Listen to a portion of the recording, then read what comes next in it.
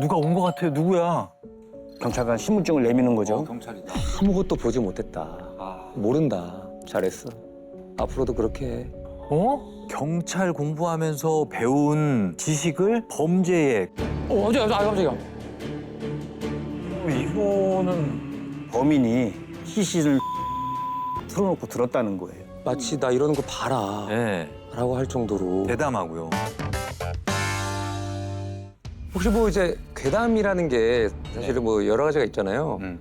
오늘 괴담 굉장히 셉니다. 실화를 바탕으로 한 괴담인데요. 야, 이거 괴담 중에 실화인 거는 진짜 이게 실제로 일어났다는 얘기잖아요. 이건 무조건 셀 것 같습니다. 이 사건은 해당되는 범인이랑 네. 물을 마시다가 싸우기도 했던 그런 사건입니다. 범인을 만나셨다고요? 그렇죠. 내 얘기를 그냥 들어보시면 다 내용을 이해하실 거예요. 때는 2004년 6월이었습니다. 한 여성이 야근을 마치고 늦은 밤 홀로 집으로 가던 길이었습니다. 이 여성이 사는 곳은 아파트의 8층이었습니다. 엘리베이터를 타자마자 8층 버튼을 눌렀죠. 그런데 엘리베이터 문이 이렇게 닫힐 무렵 갑자기 팔이 쑥 들어옵니다. 모자를 푹 눌러 쓴 어떤 남자가 고개를 숙인 채 엘리베이터로 이렇게 들어서는데요. 그렇게 엘리베이터가 2층, 3층 올라갑니다. 근데 어떻게 된 건지 이 남자가 아무 층도 누르질 않는 겁니다. 그 여성분이 조심스럽게 혹시 몇 층 가세요? 와, 이 여자분 용기 있다. 물어봤는데 그 남자는 아무런 말을 하지 않습니다. 띵! 그렇게 엘리베이터는 8층에 도착합니다. 여성은 불안한 마음에 다급히 가방에서 열쇠를 꺼내서 현관문으로 들어서려고 하는데요. 그대로 있어. 같이 따라 내렸네. 응? 열쇠를 여는 거는 범죄자들 표적이 많이 됐거든요. 안에 사람이 없다는 얘기잖아. 이거 뉴스 영상에도 간혹 나오잖아요, 그죠? 남자는 여성의 팔을 붙잡아 몸을 밀치며 문 안으로 밀어넣고는 가방에서 망치를 꺼내서 내리치려고 합니다. 여성이 순간 눈을 질끈 감고 주저앉았는데 아. 오늘은 기분이 좋으니까 살려줄게. 대신에 경찰에 신고하면 알지? 그리고 며칠 후에 누가 온 것 같아요. 누구야? 여성은 떨리는 심장을 부여잡고 현관 눈구멍을 이렇게 들여다봅니다. 신분증을 꺼내 보이는 제복 입은 경찰이었습니다. 자, 경찰입니다. 최근에 이 근처에서 연쇄살인 사건이 발생해서요. 최근에 혹시 수상한 사람 못 봤나요? 그 여자가 얼마나 고민했겠습니까?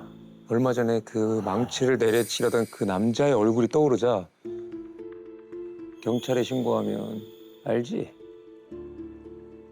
여성은 안타깝게도 용기를 내지 못합니다.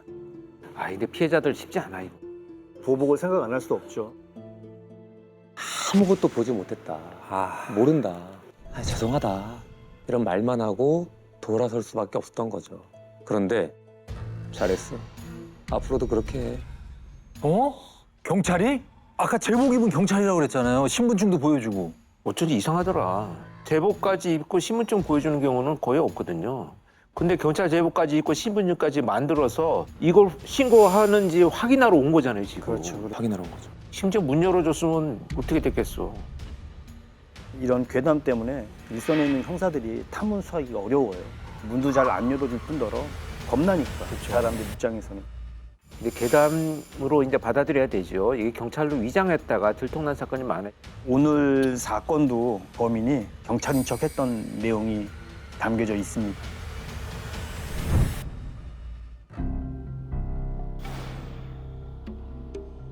이제부터 실제로 현실에서 벌어진 사건인 것 같은데 무슨 일이 벌어진 거죠? 서울 중구 황학동의 도깨비 시장이라고 혹시 들어보셨죠? 흔히 얘기하는 없는 것 빼고 다 했다는 그런 시장이죠. 2004년 4월 이 시장에서 이제 가짜 비아그라하고 불법 성인 CD를 판매하던 상인이 있었어요. 근데 이 사람을 누군가가 유심히 계속 지켜보는 거예요. 해가 질 무렵이 되니까 노점을 정리하고 자기가 타고 온 차에다가 물건을 실으러 가니까 갑자기 그 남자가 나타나서 신분증을 내미는 거죠. 경찰이다. 당신을 약사법 위반과 음란 비디오법 위반으로 체포하겠다. 그래서 뭐 다짜고짜 이제 수갑을 채우더니 뭐 자기가 타고 온 경찰 차량이 아니라 그 사람 차에 함께 타는 거예요. 근데 이게 말만 들으면 너무 가짜 경찰인 게 너무 티나지 않아요? 이 상인도 이제 단속에 한두 번 걸려봤겠어요. 그런 가짜 경찰인 걸 눈치를 챈 거죠. 아, 그래서 이게 뭐 하는 짓이냐, 경찰 아닌 것 같다. 그러니까 이제 갑자기 그 남자 허리춤에서 수갑을 하나 꺼내더니 상인의 양손에다가 채우고 차에 타서는 경찰서에 간다라고 얘기를 하더니 자기가 차를 몰고 신촌에 있는 그 오피스텔로 가게 되는 겁니다. 납치 느낌인데 이렇게 되면. 그러게. 수갑까지 채워서. 수갑까지 채워서 데리고 갔죠. 그래서 이 가짜 경찰은 한 오피스텔에 내려서 해머 그리고 칼, 장갑 등을 챙겨서 다시 차로 오게 됩니다. 그걸로 뭐 어쩌려고 그러는 거지? 차에 타서는 아주 멀리 가지도 않고 근처에 있는 병원 주차장으로 가서 주차장에 차를 세우고 칼로 상인 눈을 찌릅니다. 눈을요? 아, 뭐야. 칼을 휘두르게 되는데 한 20번 정도 칼을 휘둘렀어요. 어우, 너무 많이 들었다. 그러다가 이제 망치로 머리를 마지막에 내려치게 됩니다. 마지막이라면 설마. 결국은 사망을 했죠. 이거 그냥 살인이잖아요.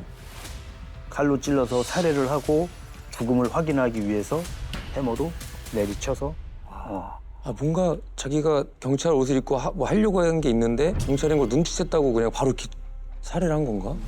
예, 그렇게 범행을 하고 나서는 다시 오피스텔로 돌아옵니다. 샤워도 하고 옷을 싹 갈아입고 다시 피해자 차를 몰고 인천 월미도로 갑니다. 월미도를 왜 가요? 뻘이 있고 바다가 있으면 시신 유기하려고? 아, 그 우선 피해자의 손목에 그 수갑 자국이 남아 있었을 거 그쵸. 아니에요?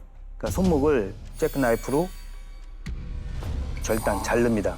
그리고 나서 피해자 가방에 한 200만 원 정도가 있었다고 하는데 그 돈은 자기가 챙기고 피해자의 옷이랑 종이에 불을 붙입니다.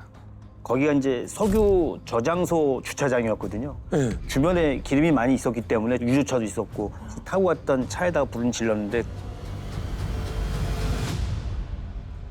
나는 이 사건이 황학동부터 의심스러웠는데 근데 아는 사건이잖아요. 만남의 광장이 있어요, 월미도에. 그리고 거기 바로 뒤쪽인데 유조차 2대가 주차돼 있었어요. 그 사이에다 차를 세워놓고 불을 지른 거예요. 야, 이거 폭발하려고 시도를 했던 거죠. 폭발하라고 한 거네. 그 주변은 다 주택가고 거기다 불을 붙여놓고 불이 막 붙잖아요. 네. 그렇지 지켜보고 있었어요, 거기서. 최대한 몰래 숨겨서 진짜 유기를 하거나 땅에 묻거나 할 것 같은데 폭발을 시킨다고요? 마치 나 이러는 걸 봐라 네. 라고 할 정도로. 대담하고요. 그러니까 이제 손목을 자르고 불을 지른 건 조사를 하면서 물어보니까 네. 칼을 휘두르다가 자기 왼손 손등을 칼로 찔렸다는 거예요. 피가 났다는 거에서 그것 때문에 불을 질렀다 이렇게 얘기를 합니다. 왜요? 피가 흘렀기 때문에 혹시 DNA가 남아 있어서 와. 자기가 발각되지 않을까 이런 생각을 하게 된 거죠. 손목에 수갑 자국이 있기 때문에 증거를 인멸할 목적으로 손목을 자르고 5분 동안 불이 이제 얼마나 커지나 지켜보고 이제 근처가 바닷가니까 바닷가로 가서 피해자의 손을 바위 틈에다가 이렇게 유기를 합니다. 바다에다 왜 안 던졌냐를 생각을 할 수도 있는데 네. 떠오르죠. 뜨죠? 금방 발견될 수 있다고 생각을 해서 그 바위 틈 사이에다 껴놓은 거예요. 그러면 왼손 오른손 다 해야 되는 거 아니에요? 양손을 다 양손 잘랐어요. 다 잘랐어요. 아, 다 잘랐어요? 네. 근데 양손을 다 자른 게 문제가 아니고 잘라서 지문을 다 도려냈어요. 어머. 그래서 손끝에 지문이 없어요. 미친 네. 그리고 나서 이 범인은 택시를 타고요. 부평역까지 갔다가 부천, 신촌 이렇게 3회 이상 여러 차례 택시를 옮겨 타고 이동을 합니다. 한 번에 신촌까지 가면 택시기사 기억할 수 있어요. 서울하고 지금 월미도가 멀잖아요. 아, 그것까지?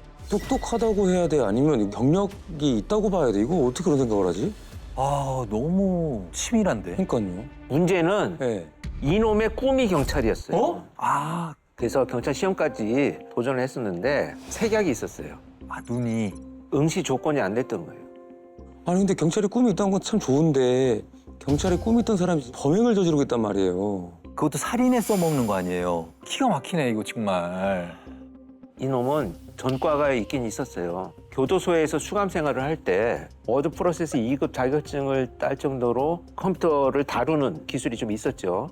그래서 경찰 신분증도 직접 컴퓨터로 작업을 해서 사실 경찰 신분증 자세히 본 적이 있어요? 누가 이렇게 보여줘도 모르겠어. 드라마나 영화에 나오면 형사들이 신분증을 타고 다니거나 뭐 배웅하거나 이렇게 보여주거나 할 때 베껴가지고 신분증을 가짜로 만든 거예요. 아, 그 영화 캐치미 이프 유 캔처럼 위조 지폐부터 모든 거 다. 경찰은요, 여러분들 이런 문제 때문에 뭐 2년에 한 번, 갑자기 뭐 1년에 한 번 이렇게 몇 년에 한 번씩 공개되지 않고 신분증을 바꿔요. 보안상의 이유로 이거 바꾸는군요. 그래야겠네. 문제는 지갑에 갖고 다니는데 한쪽은 신분증을 넣어놓고 한쪽은 경찰 마크 있잖아요. 그거가 없으니까 유나이티드 스테이트 아미를 장난감 같은 거 있잖아요. 경찰 흉장처럼 붙여놓고. 근데 중요한 거는 또 있는데 범인이 살인을 하겠다고 범행 도구도 자기가 직접 만들었어요. 칼로 찌르면 금방 죽지도 않고 피도 많이 비산되기도 하고, 그러니까 아까 해머라고 했는데 머리 부분을 띄어내고 손잡이 부분을 조그만 망치 있죠? 그 손잡이를 끼웁니다. 해머로 내리치면 소리 한번 제대로 못 지르고 사람이 죽을 수가 있죠. 그거 막 소 잡을 때 도축업자들이 한 방에 그냥 숨통을 이렇게 끊을 때 그 방법을 쓰잖아요. 근데 여기까지 들었을 때는 이 정도면 우리가 알아야 되는 사건 아니에요? 사실 이 얘기는 많이 안 나왔어요. 깜짝이야.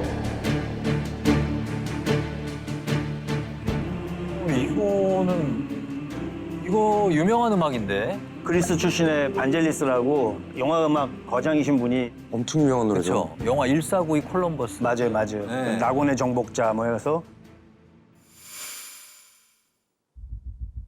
지금까지 우리가 나눴던 얘기의 범인이 시신을 훼손할 때 틀어놓고 들었다는 거예요.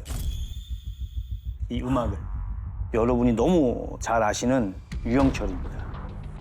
유영철. 이 음악에 대한 얘기는 내가 직접 이용철하고 마주 앉아 있을 때 예. 시신을 훼손한다는 게 결코 쉽지 않다. 너는 그때 어떤 생각들을 하고 어떤 감정을 가졌냐. 이 음악을 틀어놓고 너무 위안이 되고 용기가 생겼다 이렇게 얘기를 했었어요. 처음에 그 황학동에서 뭐 경찰을 사칭한 뭐 괴담 뭐 이래갖고 그냥 가볍게 좀 들었는데 뒤로 들을수록 이게 보통 사건이 아니고 결국은 이게 유영철 사건이랑 연결됐다는 거에 대해서 너무 놀랐어요.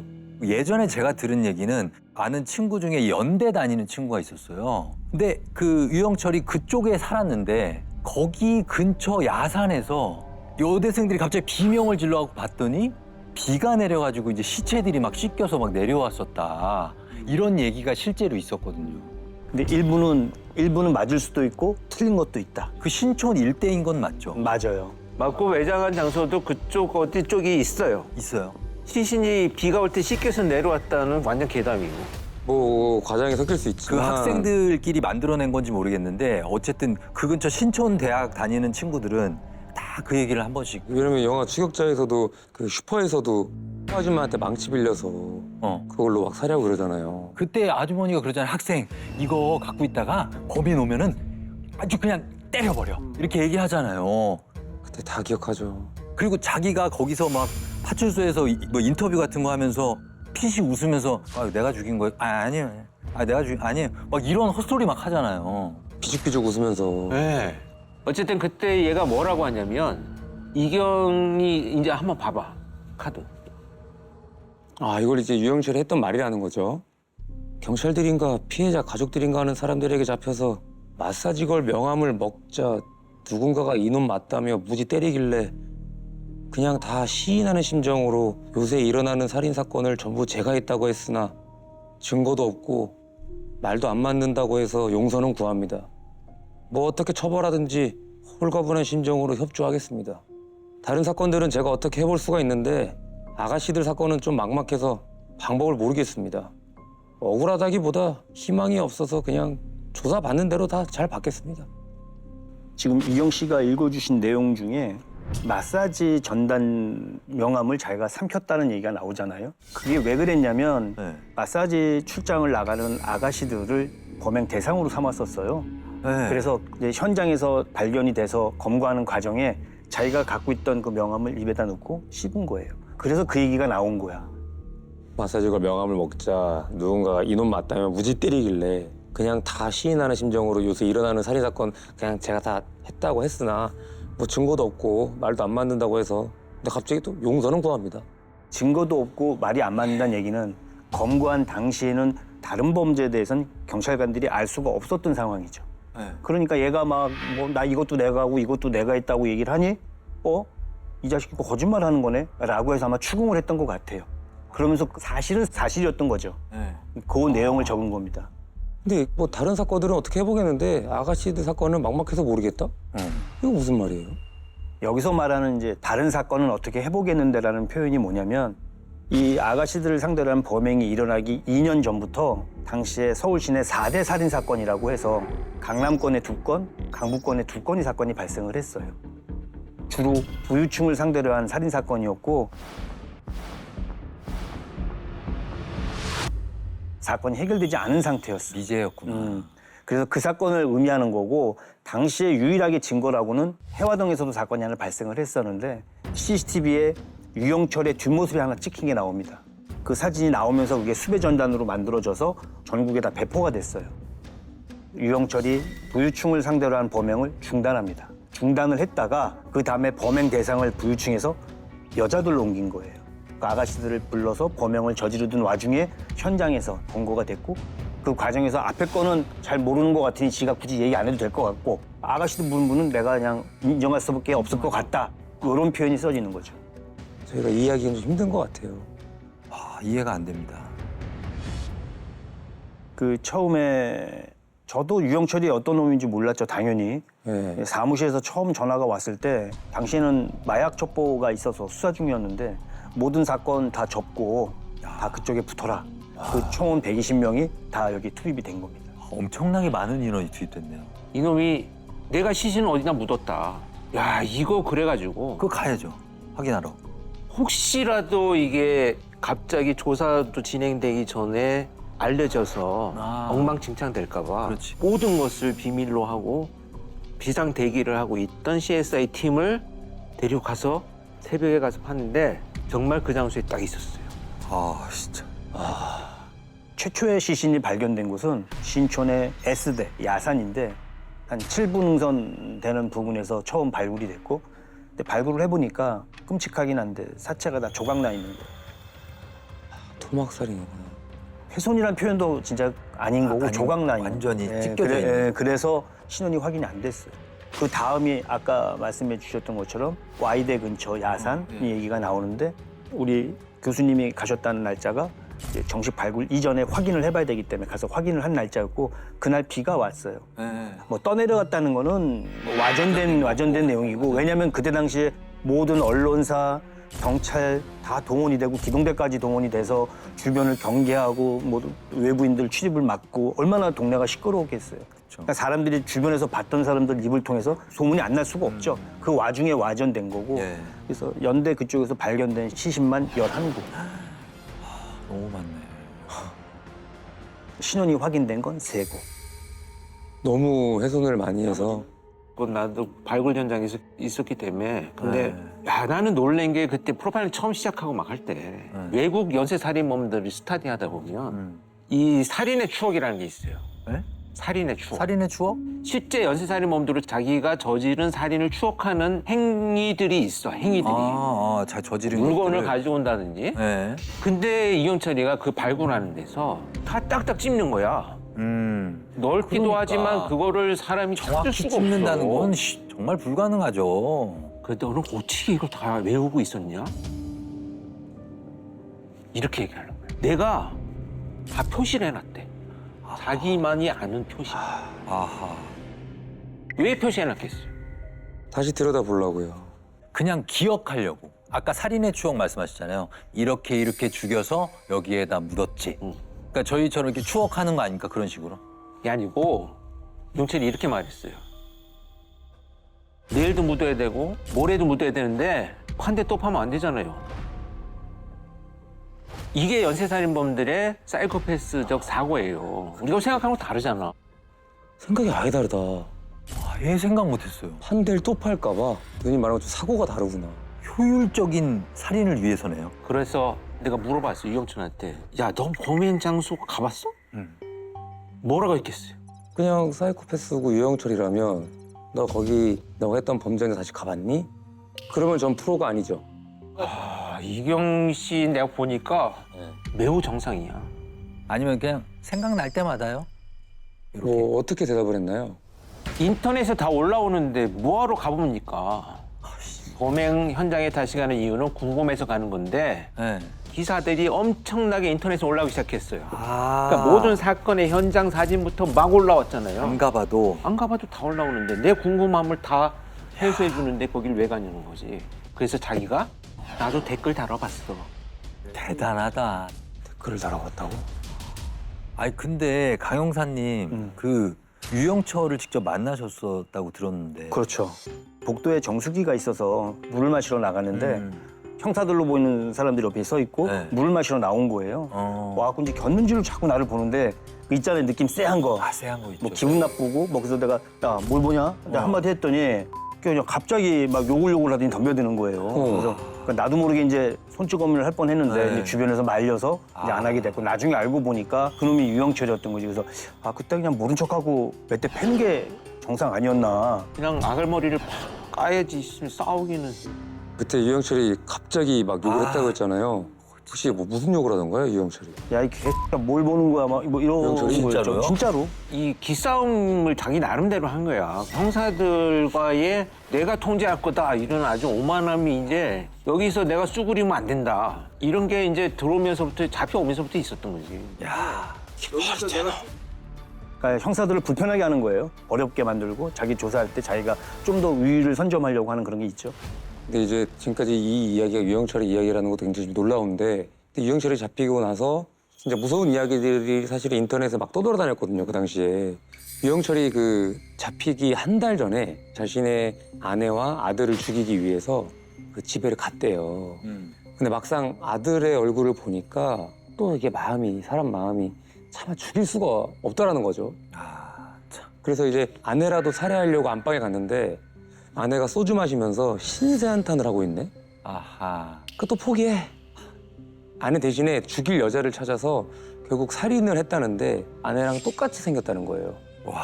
그래서 뭐 다른 피해자들보다 훨씬 상처가 많은 채 발견됐다. 막 이런 흉흉한 소문 그런 게 막 돌았었거든요. 그러니까 이 괴담들이 왜 이렇게 퍼지는지 내용을 들여다보면 일부는 맞아요. 왜냐하면 유난히 얼굴 훼손이 심한 피해자가 있긴 있었어요. 아. 근데 이게 닮고 이런 게 아니고 이름이 똑같았어. 아내하고 이름이? 진짜로? 그래. 아 그럼 이게 얘기가 되네 또. 그러니까 어느 정도 뭐 맞다고는 할 수 없지만 어느 정도 뭐가 있네. 유영철이가 아내에 대해서 그 감정을 가지게 된 계기가 사실 자기 때문에 그렇거든. 왜냐하면 그럼. 얘가 이제 전과 중에 강간죄로 구속이 되고 나서 형을 살 때 아내 입장에서 자기 남편이 강간죄로 구속이 되면 그 이해할 수 있는 여자가 있을까? 얼굴도 안 보죠 그냥. 끝이죠. 옥중에서 이혼을 하게 된 거예요. 자기가 이혼 당했다는 것 때문에 배신감을 느껴서 뭐 여자를 경멸했느니 뭐 했다는 소리는 결국은 이건 뭐 헛소리죠. 그건 아닌 거예요. 자기 방어적인 이야기고. 근데 그 괴소문도 일단 틀린 게 아내가 아니고 전초고. 그렇지. 전초잖아. 맞아요. 이혼을 했으니까 이미 아, 그쵸. 전초고. 그러면 그 아들을 죽이려고 했다. 근데 마음이 약해져서 차마 못 죽였다. 이거는요. 일단 아들을 살해하러 갔다는 것은 좀 무리한 얘기 같아요. 그 자기도 어렸을 때 폭력을 휘두르는 아버지 밑에서 자라갖고 자기 아들에 대한 그런 애틋함은 좀 있었던 것 같아요. 자기도 그런 환경에서 자랐기 때문에 뭐 그런 건 있는 것 같고 자기 아내를 닮은 작고 아담한 여자를 범행 대상으로 삼았다? 그래서 삼은 게 아니고 키가 크거나 뭐 덩치가 좋으면 사체를 옮길 때 힘들어요. 야. 그런 이유지 뭐 그 이상도 그 이하도 아니고. 사실 두 분이 있으니까 괴담이 정리되는 거지. 두 분 없으면 이 괴담 더 커졌어요. 그냥 퍼지는 거죠. 예. 뭐 우정 씨가 한번 요거 한번 좀 네. 한번 봐주시겠어요? 어젠 봉원사 현장에 다녀왔어요. 근데 꼭 찾아주고 싶은 사람들은 못 찾고 왔지 뭐예요. 저도 이제 기가 빠지고 나약해지는 것 같습니다. 찾지 못한 원혼들이 꿈속에 나타나더라고요. 왜 자기들은 안 꺼내주냐고.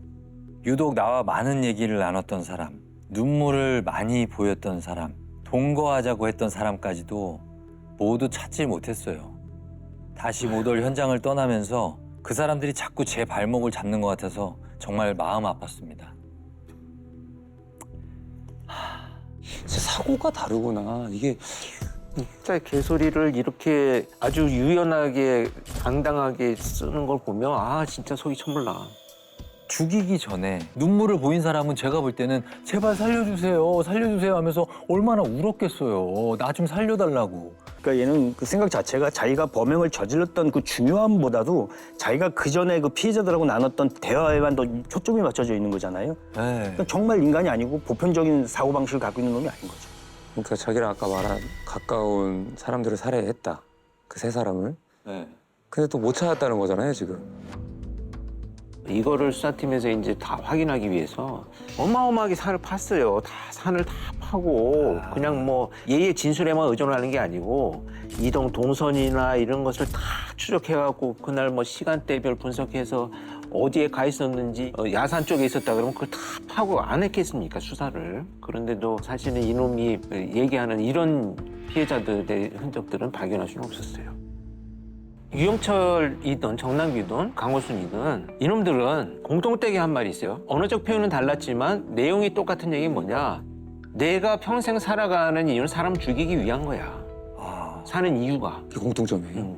그러니까 내가 그냥 사람 죽이는 건 당신이 월급 받는 것처럼 나도 일하는 거야. 직업처럼? 직업이에요. 그런 소리를 내가 듣고 나서 충격을 되게 많이 받았죠. 이놈이 주장한 몇 가지가 있어요. 한번 읽어봐 주실래요? 외로움이 커서 살인을 계속 멈출 수 없었던 놈이 검거되어 많은 사람들이 왜 그랬는지 궁금해하며 많이들 물어보는데 정신이 없겠지만 오히려 반가울 정도로 외로움에 많이 굶주렸던 것 같습니다. 어떻게 해서든 살아있다는 걸 느껴보고 싶었으니까요. 아, 이게 말이 안 되지. 많이 죽이고도 살아있는 걸 느껴보고. 그 심리는 뭐냐면 네. 내 행위로 인해서 수많은 사람들이 움직이고 놀라고 충격받는 것이 너무 좋은 거예요. 근데 그건 관심이 아니라 손가락질인데. 그러니까 본인의 존재의 이유네요, 살인이. 살아있다는 걸 느끼게 해주는. 근데 저는 지금 사건에 있을 때 같이 투입됐던 시기의 생각들이 너무 떠올라서 좀 감정이 좀 조금 힘드세요? 분노하기도 하는데 네. 정말 저는 가슴 아픈 것 중에 하나가 뭐냐면 이 황학동 사건의 피해자가 장남이었어요. 맞아요. 형제들이 많았어요. 근데 그 어렵게 살면서 그 시장에서 그래도 법적인 약품을 팔기도 했지만 나름대로 열심히 살았다고 생각들을 한 거죠. 근데 충격을 너무 받아가지고 동생 3명 다 네. 자살을 시도했어요. 어? 그리고 실제로 2분은 돌아가셨어요. 안 돼요. 아. 자기 형을 이렇게 끔찍하게 죽인 놈이 왜 사형을 안 당하고 있느냐. 억울하고 화내고 하다가 돌아가셨어요. 그래서 저는 이분들도 나는 자살이 아니고 살인의 피해를 당한 거다. 이렇게 생각을 했었어요. 그리고 가족이 해체되거나 지금 무너진 유영철 사건의 피해자의 가족들은 회복될 수 없는 이 상태로 지금 아마 계실 거예요. 제 생각에. 우리가 상상을 초월할 정도로 힘들고 그 사람들이 견뎌내지 못하고 결국은 무너지는 좀 전에 황학동 피해자의 가족들이 그랬던 것처럼 남겨진 자의 몫이라는 거는 결국은 이거 누가 책임을 져줘야 되나 누가 해결을 해주고 누가 돌봐줘야 되나 이런 생각을 정말 많이 했었던 것 같아요.